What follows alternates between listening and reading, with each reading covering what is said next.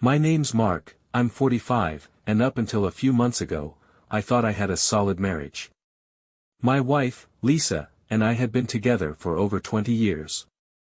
We had our ups and downs like any couple, but I genuinely believed we were in it for the long haul. Turns out, I was the only one who thought that. Looking back, I should have seen the signs. Lisa started dressing up more, even when she was just running errands. She suddenly had a renewed interest in the gym, something she used to complain about. But the biggest red flag? Our 21-year-old daughter, Emily, started acting weird around me, like she knew something she wasn't supposed to. At first, I brushed it off. I didn't want to be the paranoid husband accusing his wife of things without proof. I loved her. I trusted her. And maybe, deep down, I was scared to find out the truth. But then, everything changed. One night, I came home from work earlier than usual. As I was walking up the stairs, I heard Lisa and Emily talking in hushed voices in the kitchen. I don't know what made me stop, but something about the way they sounded set off alarm bells in my head.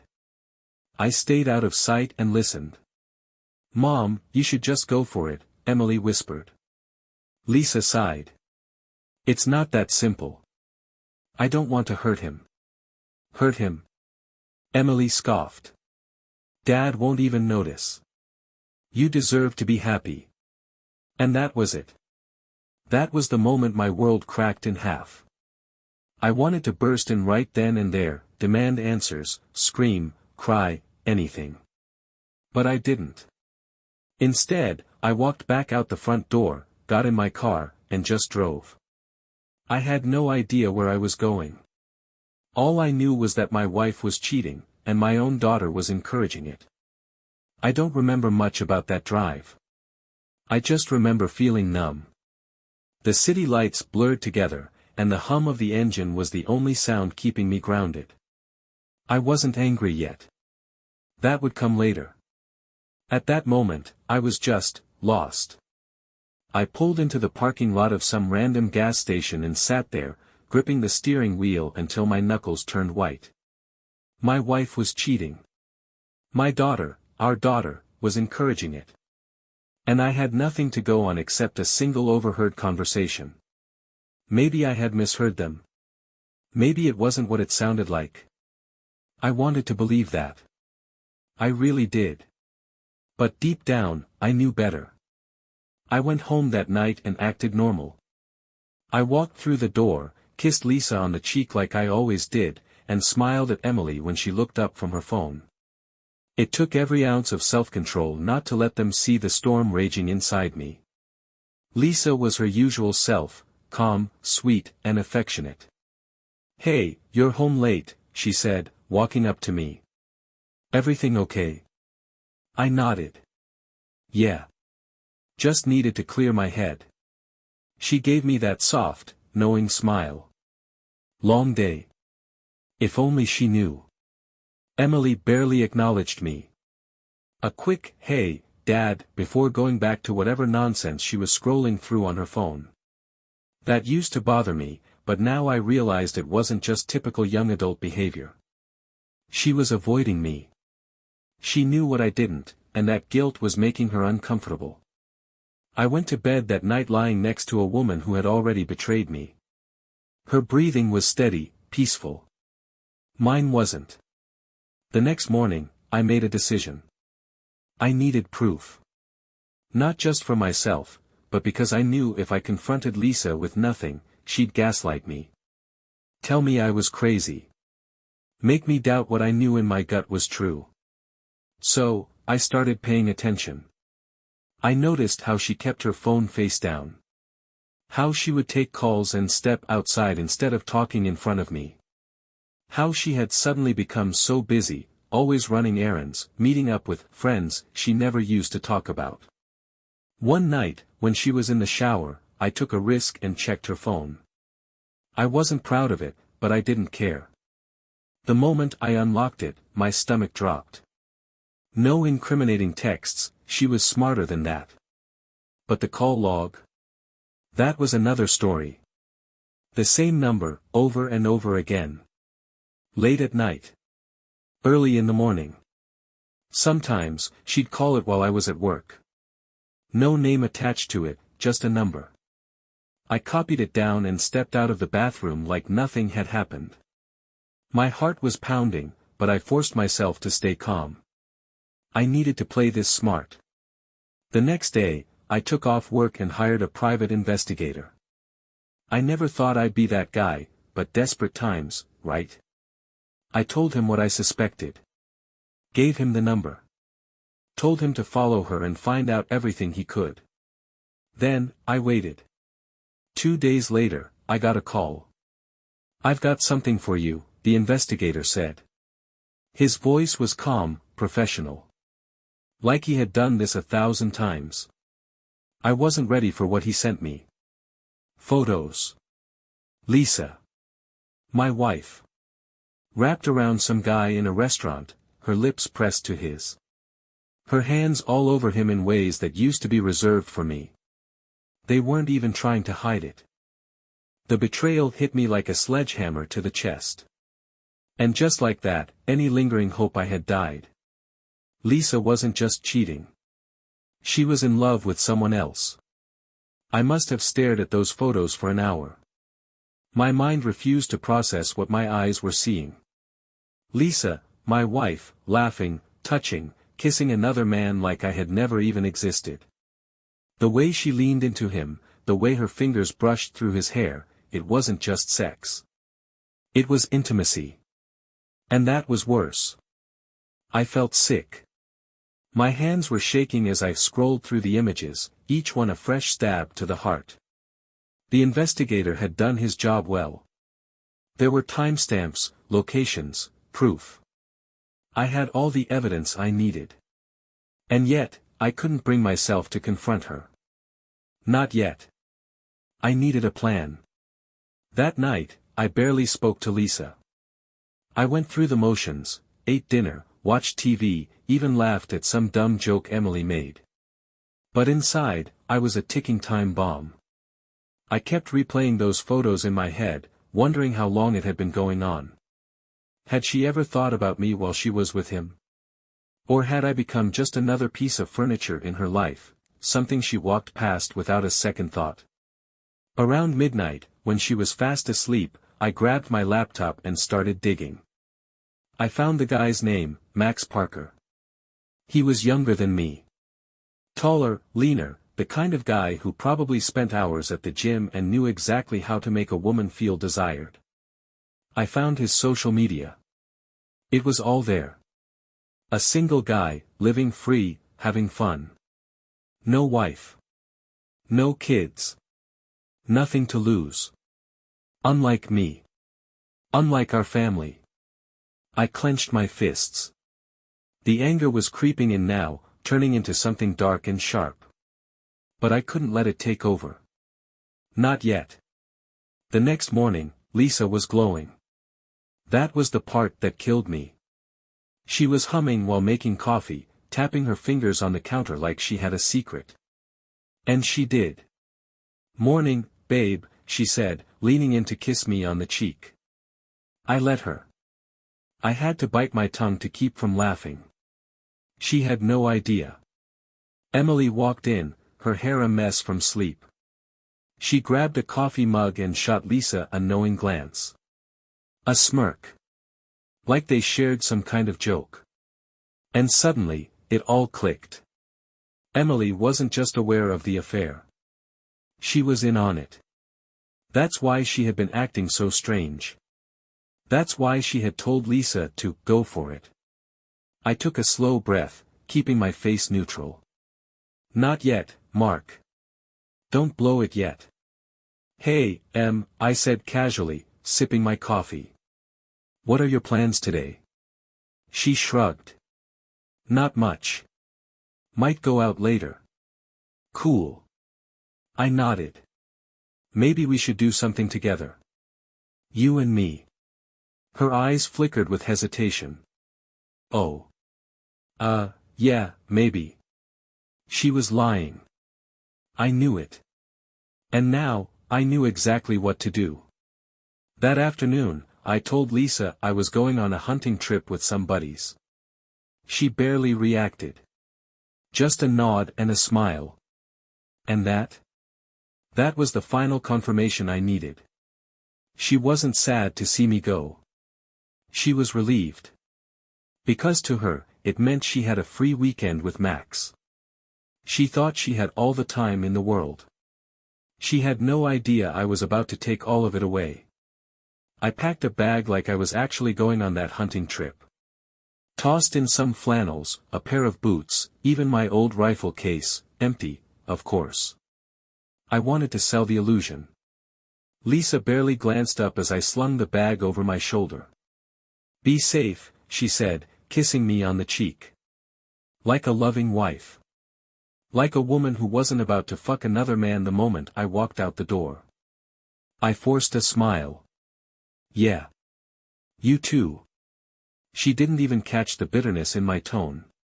Emily was on the couch, scrolling through her phone, her legs curled up beneath her. "Later, Dad," she mumbled, not even looking up.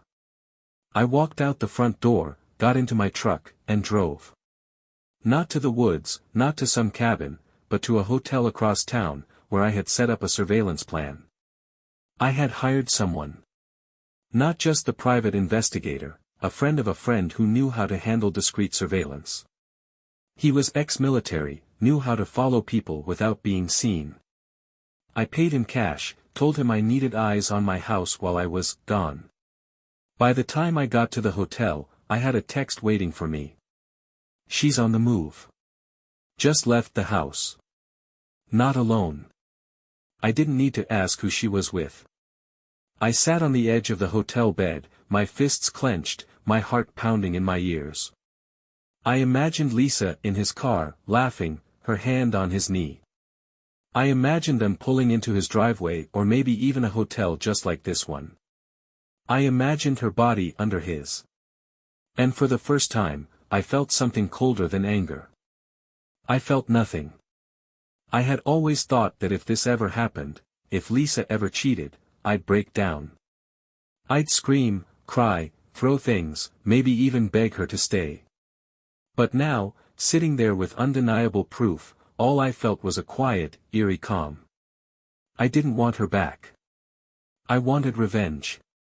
That night, I received the final confirmation. Photos. Lisa and Max at a restaurant, sitting close, fingers intertwined. Her lips brushing against his ear as she whispered something. Then, later, them walking into his house together. No hesitation. No guilt. Just two people who thought they had gotten away with something. They hadn't. I had spent my whole life working, building something for Lisa, for Emily. I had given them everything, stability, love, a home where they never had to worry about a thing. And they had taken all of it for granted. But I wasn't the fool they thought I was. I picked up my phone and called my lawyer. "Start the process," I said. And just like that, Lisa's world, the world she thought was safe and secure, started to collapse. I woke up the next morning feeling something I hadn't felt in months, clarity. Lisa had already made her choice. Emily had, too, in a way. And now, it was my turn. I wasn't going to scream. I wasn't going to beg. I was going to take everything away from them, the same way they had taken everything from me. The first thing I did was meet with my lawyer in person. I laid it all out, the affair, the deception, the proof. He looked through the photos, nodding slowly, expression unreadable. "This is good," he said finally. "With this, you control the narrative. You'll get your fair share of everything, maybe even more." I had already made my decision. "I don't want a fair share," I said. "I want them to feel it." He smirked. "That can be arranged." With my legal strategy in motion, it was time for the real fun. I spent the next 2 days making quiet moves. 1. I froze our joint credit cards. Lisa had gotten used to swiping without a second thought. Let's see how she liked her next shopping trip when her card got declined. 2. I moved half of our savings into an account with only my name on it. Nothing illegal, just securing what was rightfully mine. 3. I started the process of repossessing Emily's and Lisa's cars. Those were in my name, and I wasn't about to keep paying for their luxuries. And then, for my favorite part. 4. I set up Emily's boyfriend, Jake. Jake had always seemed like a decent guy. Too decent, which made me wonder what Emily saw in him. If she was anything like her mother, she probably had him wrapped around her finger. So, I hired an escort. A professional. Someone who knew how to play the game. I gave her one simple task: make Jake cheat. Not just cheat, but do it in a way that could be caught on camera. She didn't disappoint. Within 24 hours, I had everything I needed. Jake, drunk at a bar, with his arm around her. Them sneaking into a hotel together. It was beautiful. And now, it was time for the grand finale. Christmas Eve. Our family's biggest tradition. Lisa loved Christmas, went all out with decorations, dinners, gifts. It was the one night of the year when everything had to be perfect. So, of course, that's when I chose to burn it all to the ground. I walked into the house that night like a man who hadn't just detonated a bomb. The tree was lit, the table was set, and Lisa was beaming, dressed in red, playing the perfect wife. Emily was next to Jake, her hand in his. She had no idea what was coming. I smiled at everyone. Played along. Waited for the right moment. Then, when the wine was poured and the first round of food was being passed around, I pulled out my phone. "Hey, Jake," I said casually. "Mind explaining these?" I turned the screen toward him, and just like that, the night exploded. Emily gasped. "What the hell?" Lisa froze. Jake's face drained of color. I don't know what this is." "Don't lie," I said smoothly. "I had you followed." "That's you, isn't it?" Emily snatched the phone from my hands, her eyes darting across the photos, her face twisting in rage. "You bastard," she screamed, shoving Jake. Oh, the hypocrisy. I let her have her moment, let her cry, let her yell, before I dropped the second bomb. I pulled out a second set of photos. This time, of Lisa and Max. The room went silent. Lisa's fork slipped from her fingers, clattering against her plate. Emily, still reeling from Jake's betrayal, turned toward her mother in confusion. "Mom." Lisa's face crumbled. "Honey, it's not." "Not what?" Emily's voice cracked. You told me it was fine. That Dad would never find out." And there it was. The final confirmation. Lisa's face went white. I leaned back in my chair, sipping my wine. Well. That's interesting." The room imploded. Screaming. Crying. Emily turning on Lisa. Lisa trying to recover, trying to explain. Jake, still in shock, trying to defend himself. And I just sat there. Watching them all fall apart. Merry Christmas, indeed. I sat back, watching the chaos unfold. Lisa was frantic, her eyes darting between me and Emily, desperate to salvage something, anything, from the wreckage. "Emily, sweetheart, listen to me," she pleaded. "It's not what it looks like." Emily was shaking, still holding my phone in her hands, the pictures burning into her brain. "Not what it looks like," she snapped. "You've been sleeping with some guy behind Dad's back, and you told me it was okay.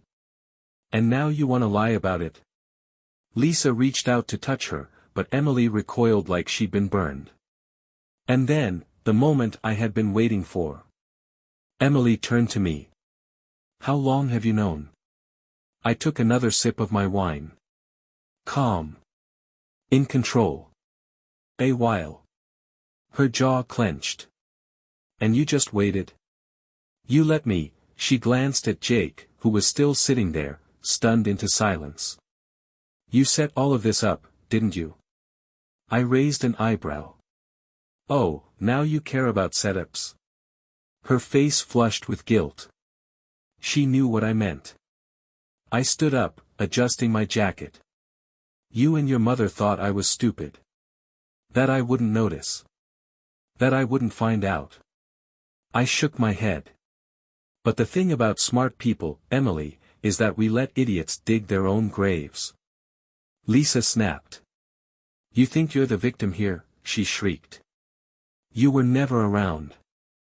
You were always at work, always focused on your stupid projects. You made me feel. Oh, please, I cut her off. Save the speech. You weren't lonely. You were just bored. And instead of talking to me like an adult, you decided to fuck Max. She flinched. I saw the shame flash across her face, but it was too late for that. I grabbed a folder I had left on the side table and tossed it onto the dinner table. Here's what's going to happen. Lisa's eyes flicked down. Divorce papers. Her breath hitched. Mark. No, I cut her off again, my voice ice cold. No apologies. No excuses. You made your choice, and now you're going to live with it. She stared at the papers, her hands trembling. This was real. It was happening. I turned to Emily. You covered for her. Lied for her. Encouraged her. And now, look where that got you. She didn't say a word. I looked at Jake. You're just collateral damage.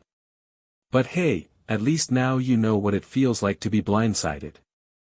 Jake opened his mouth to argue, then shut it. What could he even say? I exhaled, running a hand over my jaw.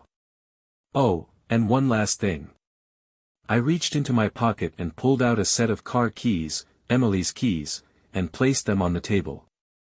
Your car. Gone. Your credit cards. Frozen. Your easy little life. Over. Her eyes widened in shock. Lisa's face twisted. You're seriously going to do this to your own daughter? I looked her dead in the eyes. You did this. Not me. Then I grabbed my coat, walked to the door, and before stepping out, I turned back to them one last time. Merry fucking Christmas. And then, I left. The cold night air hit me like a slap to the face as I walked out the door, but I barely felt it. My blood was still running hot from what had just happened. I sat in my truck for a few minutes, gripping the steering wheel, letting everything sink in. I had done it. I had flipped the entire table on them.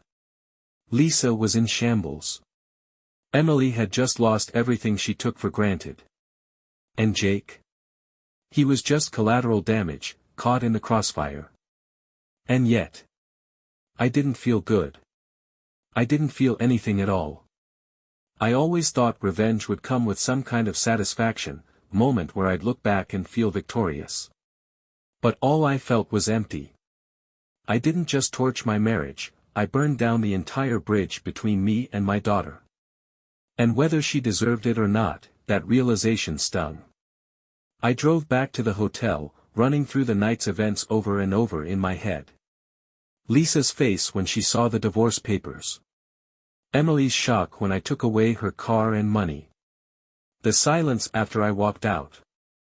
I had one. Hadn't I? I parked outside the hotel, but I didn't go in right away. Instead, I grabbed my phone and scrolled through my messages. Nothing from Lisa. Nothing from Emily. Nothing from anyone. Not that I expected them to reach out. Not yet. I opened my banking app, checking one last time to make sure the transfers had gone through. They had. Lisa no longer had access to my money.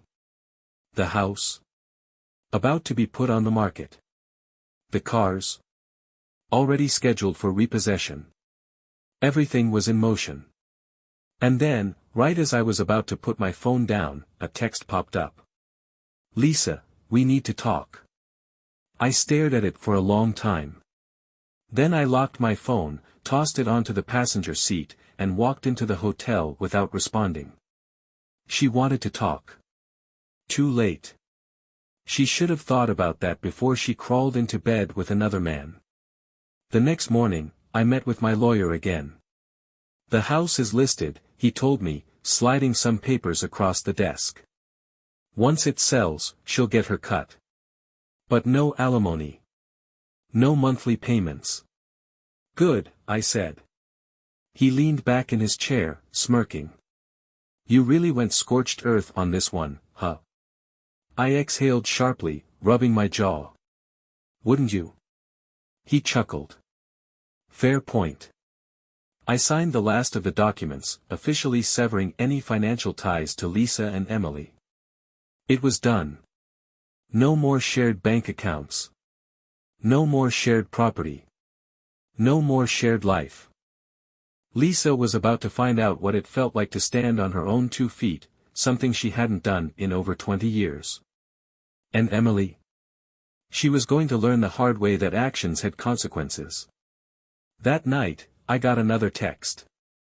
Lisa, I don't deserve this. I laughed. Laughed. Deserve? Deserve? She deserved to have a husband who never cheated. A man who worked his ass off to provide for her. A father who loved his daughter. And she threw it all away. So I did something I knew would cut deep. I responded. Me, you deserve exactly what you got. Then I turned off my phone, cracked open a bottle of whiskey, and drank to my new life. The first few days after the explosion felt surreal. I woke up in the hotel, alone, without the weight of Lisa and Emily in the next room. No tension. No forced conversations. No pretending.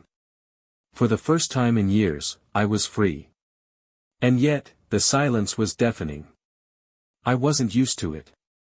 I had spent 2 decades in a house filled with noise, Lisa's voice calling from the kitchen, Emily blasting music in her room, the constant hum of family life.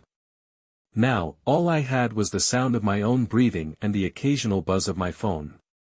Lisa kept texting. Can we talk?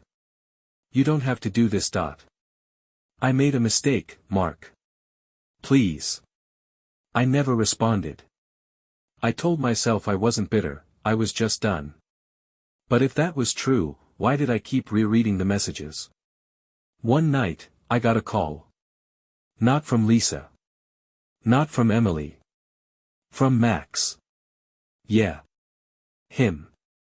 I don't know how he got my number, and I didn't care. I stared at the screen, debating whether to pick up. Then, curiosity won. I answered. Mark. His voice was smooth, like he thought he was the bigger man here. We should talk. I let out a short laugh. Talk? What could we possibly have to talk about? He hesitated.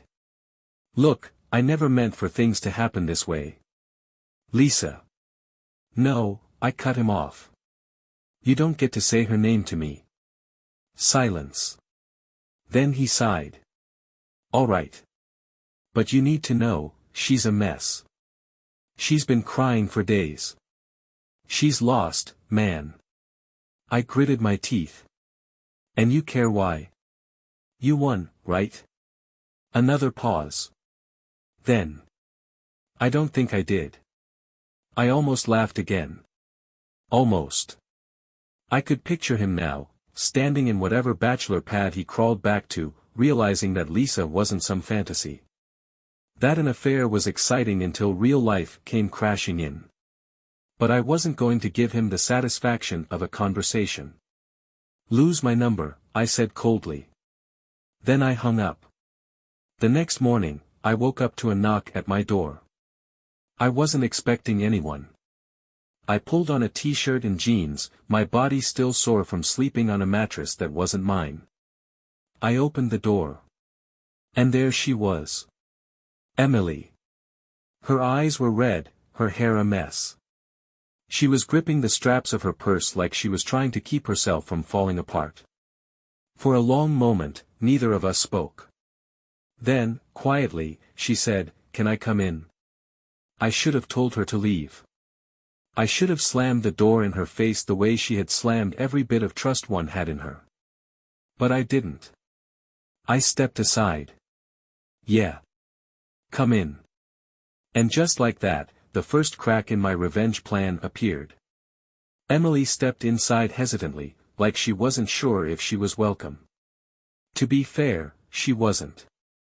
She looked around the hotel room, the plain walls, the barely touched desk, the neatly made bed that the cleaning staff had fixed that morning.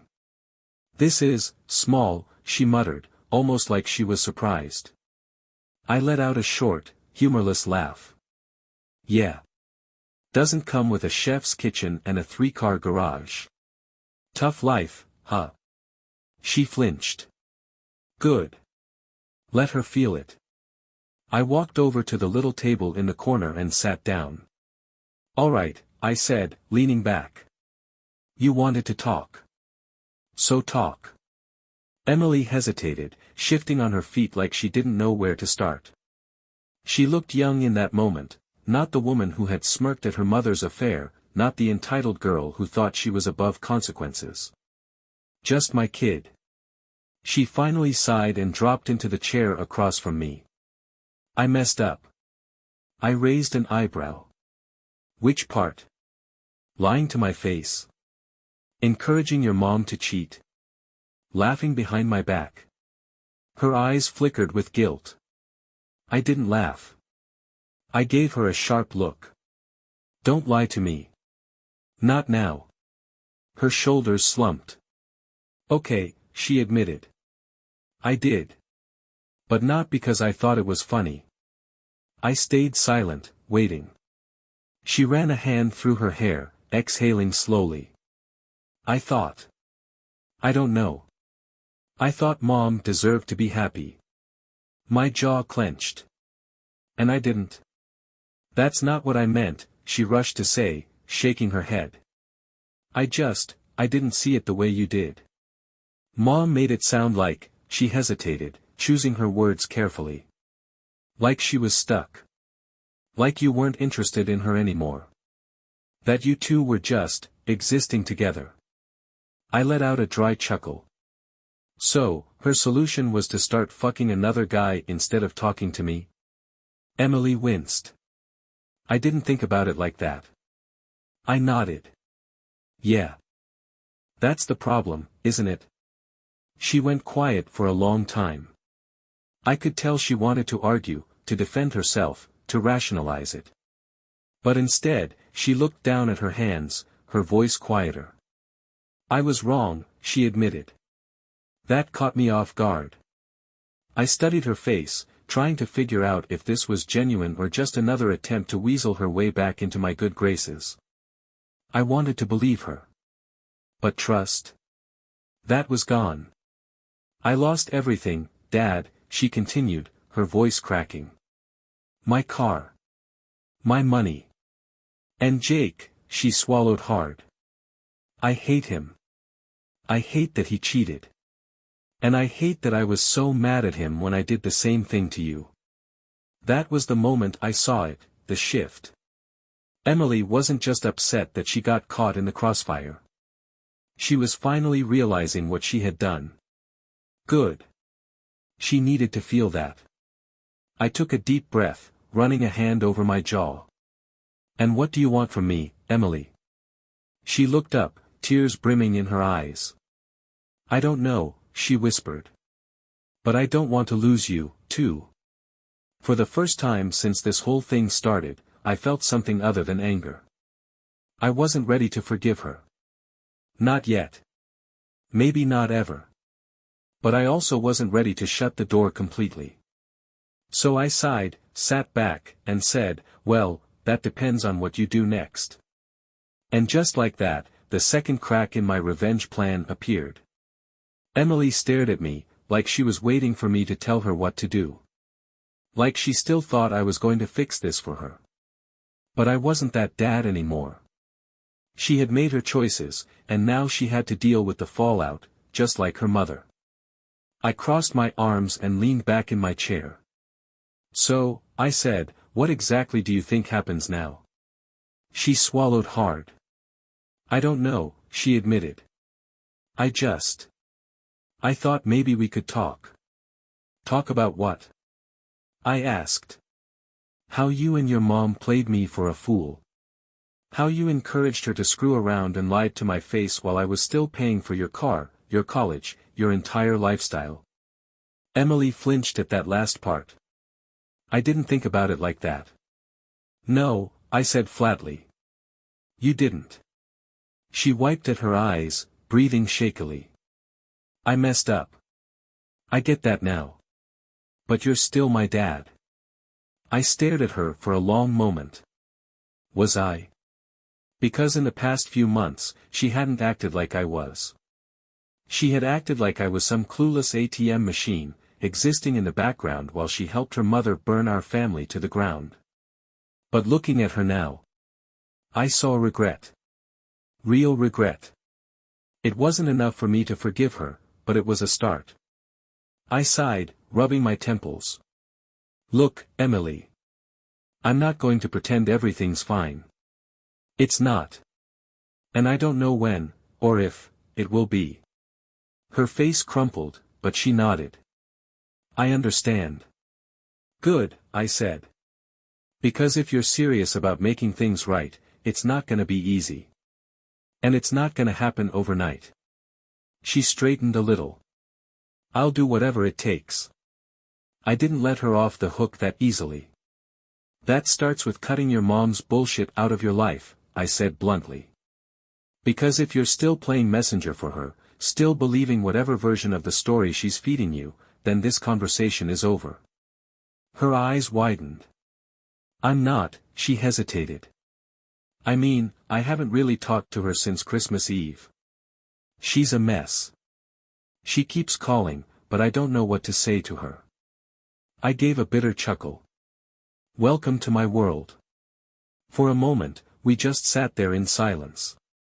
Then, hesitantly, she asked, "What happens to the house?" I shrugged. "It's being sold." Her face fell. "So? I won't have anywhere to go." "That's not my problem," I said coolly. "You're an adult, Emily. You made adult choices. Now you get to live like one."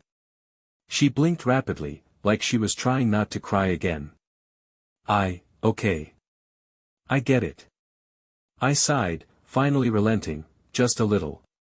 "But," I added, "if you're really serious about fixing this, we can talk about options. But it has to be on my terms." She nodded quickly. "Okay. Whatever you need." I studied her, trying to decide if I actually believed her. I wasn't sure yet. But for the first time in a long time, I wanted to believe her. "All right," I said finally. "Then we start here. You own up to what you did. And we see where we go from there." Emily sniffled but straightened up, determination flickering in her eyes. "Okay, Dad," she said softly. "I'll do whatever it takes." After Emily left, I sat alone in that hotel room for a long time. I should have felt something, relief, maybe, or even a shred of satisfaction that she was finally starting to understand the damage she had caused.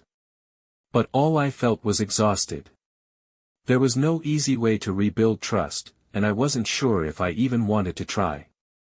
Emily was at least starting to own up to her mistakes, but Lisa?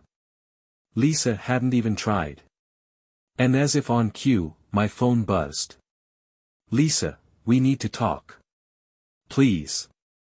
I stared at the message. I had ignored every single one of her texts since Christmas Eve, and she just kept sending them, like she thought I was going to break eventually. I wasn't. At least, that's what I told myself. But instead of deleting the message like I normally would, I did something stupid. I called her. It rang twice before she picked up. "Mark." Her voice was shaky, like she had been crying. I didn't respond right away. I just waited. She exhaled sharply. I know I'm the last person you want to hear from, but I need you to hear me out. I leaned back in my chair, rubbing my temple. What do you want, Lisa? She hesitated, and for the first time, she sounded uncertain. I miss you. I laughed. A cold, bitter laugh that felt like it had been trapped inside me for months. You miss me? I repeated. You sure? Because last I checked, you were pretty happy with Max. Silence. Then, quietly, he's gone. I wasn't surprised. Of course he was gone.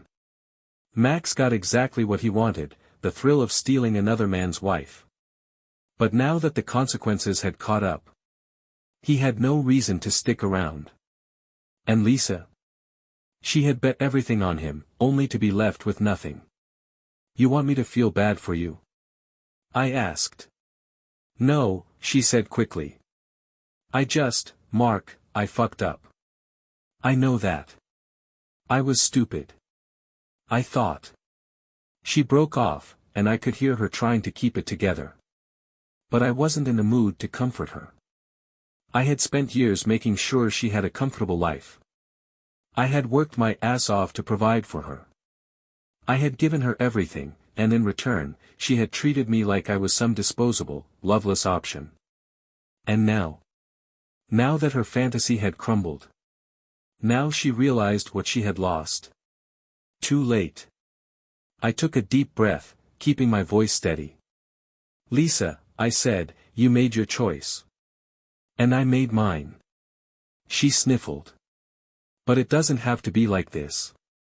I clenched my jaw. Yes, it does. More silence. Then, barely above a whisper, she said, I still love you. I closed my eyes. I let her words hang in the air. I let myself feel them. Then I exhaled. And hung up the phone. I stared at my phone for a long time after hanging up. Lisa still loved me. Bullshit. She didn't love me. She loved stability. She loved the life I had built for her. She loved the man who worked his ass off so she didn't have to worry about a damn thing. She didn't love me. If she had, she wouldn't have thrown everything away for some temporary thrill with a guy who probably never even considered her a long-term option. She had bet against me. And she lost. I wasn't going to save her. Not this time. The next few weeks passed in a blur. The house was officially on the market. Lisa hadn't contested it, probably because she didn't have the money to. She had never been the one handling finances, and now she was scrambling to figure out how to take care of herself. She tried reaching out again. Texting. Calling. Even showing up at my lawyer's office like that would change anything. But every time, I ignored her. She didn't deserve another conversation. I had wasted enough time on her. Emily, on the other hand. She was trying. Not in a way that erased everything she had done, but she was making an effort. She called every few days, just to check in. She asked how I was doing, not because she wanted something, but because she actually cared.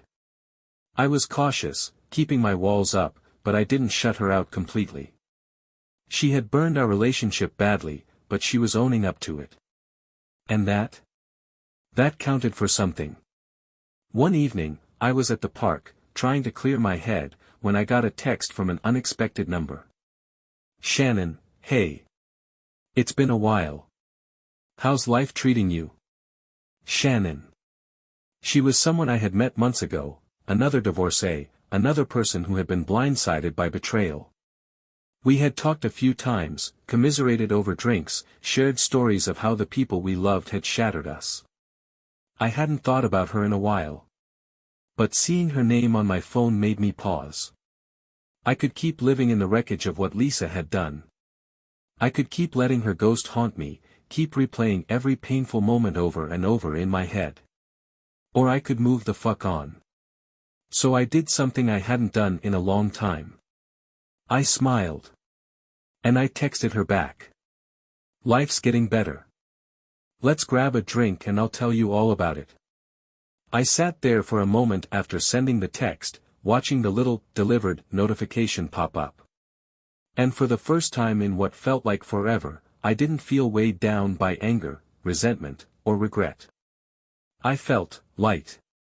Lisa had dominated my mind for months.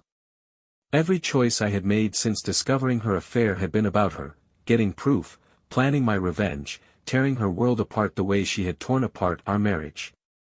And yeah, I had succeeded. But what now? What was my life without her? That was a question I hadn't really faced yet. And maybe it was time. A few hours later, Shannon responded. Shannon, sounds good. Tomorrow night? I know a great place. There was no hesitation. No awkwardness. Just a simple, casual offer to move forward. I liked that. So I agreed. The next evening, I found myself standing outside a cozy little bar, not the type I had been going to when I was drowning in whiskey and anger, but a quiet spot with warm lighting and live music in the background. I spotted Shannon right away. She was sitting at a booth in the corner, sipping a cocktail, her eyes scanning the room. When she saw me, she smiled. Not a pity smile. Not the forced expression people give you when they feel bad for you. A real smile. Like she was actually happy to see me.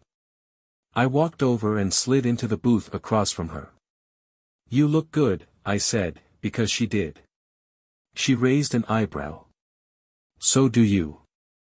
A lot less like a man plotting war crimes than the last time I saw you. I chuckled. I'd say I've mellowed out. God, I hope not, she teased, taking a sip of her drink. That anger was kinda hot. I smirked, but I didn't take the bait. Not yet. Instead, I picked up the menu, scanning it. Alright, let's hear it. What's the great place recommendation this time? Shannon grinned. You trust me? I exhaled dramatically. Last time I did, I ended up eating octopus. And you liked it. I tolerated it. She laughed, shaking her head.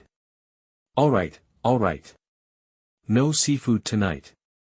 Let's start with something safe. How do you feel about bourbon? I grinned. Now we're talking. She waved over the waitress, ordered us 2 old fashions, then leaned back in her seat, studying me. So, she said, folding her arms. Tell me. Is Lisa still haunting your every thought, or have you officially exorcised the demon? I thought about that for a second. Lisa had tried to reach out a few more times. More texts. More voicemails I didn't listen to. But they didn't affect me anymore. She wasn't in my head like she used to be. I shrugged. I'd say she's just a bad dream at this point. Shannon smirked. Good answer. The drinks arrived, and we toasted, not to anything dramatic, just to being here. To moving forward. And as the night went on, I realized something. I wasn't just surviving anymore. I was actually living. After a few drinks and some damn good conversation, we stepped outside, the cool night air wrapping around us. Shannon tilted her head, looking up at the sky. It's weird, isn't it? She mused. What is? She glanced at me. The way we let people destroy us. How we give so much of ourselves to someone, and when they betray us, it feels like we lose everything. I nodded, because I knew exactly what she meant. She took a deep breath. But then, one day, you wake up and realize, maybe you didn't lose as much as you thought.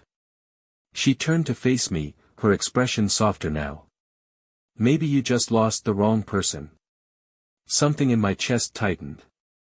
Not in a bad way, just in a way that reminded me I wasn't numb anymore. I reached out, tucking a stray strand of hair behind her ear. Yeah, I said quietly. Maybe. She didn't pull away. Neither did I. And just like that, the past started feeling a little bit further away. I walked Shannon to her car that night, my hands in my pockets, feeling lighter than I had in months. She paused at the driver's side door, turning to face me. "So," she said, smirking. "Are you gonna kiss me, or are you still too emotionally stunted?" I laughed. A real laugh. The kind I hadn't felt in ages.